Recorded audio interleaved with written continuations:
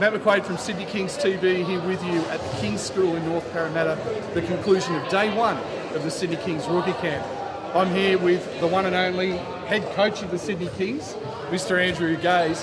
And Andrew, first of all, your impressions of day one in the camp and how you felt about the kids and what they brought to the table. Yeah, it was really good. We're trying to identify some development players and just the choices we have. We had, I think, around about 30 guys come along in total. Some of them weren't all development players, but you know, when we probably only got 3, possibly 4 spots to fill, so it's going to be a tough choice. But it's almost an embarrassment of riches when you consider that we've got this entire state to choose from, and the State Association, the New South Wales Basketball Association, has been fantastic with helping us to identify a lot of the kids, getting to the camp here today, and it's good for them to get some exposure. You know, we want the Kings to be the ultimate in the pathway for kids that are growing up here in New South Wales. So it's really impressive to see how much talent is available to us. And that excitement, the passion that came out with a lot of these kids, even just doing the drills.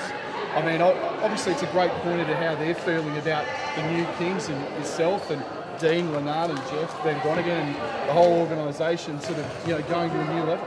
Yeah, it is. It's fantastic. You know, this is just our first contact with the players, and it was great to see Kevin Lish and Jason Kadee and some of the veterans down here, Julian Kazoo, although he's not ready to get back on the court yet, to come and show their support. So there's a real excitement around the group, and a long way to go, and still got to put the team together, but really impressed with the guys that are on board and the way in which they're embracing the spirit of the Kings, and hopefully it'll hold us in good stead and be a real strong foundation for which we can build on. And finally, day two, obviously you're going to have to make some tough decisions. I mean, you talked about the embarrassment of riches. How difficult is it going to be to pick those 3 guys to come and join the program? Yeah, it's a real tough challenge because there's many players here that are worthy of a position like that.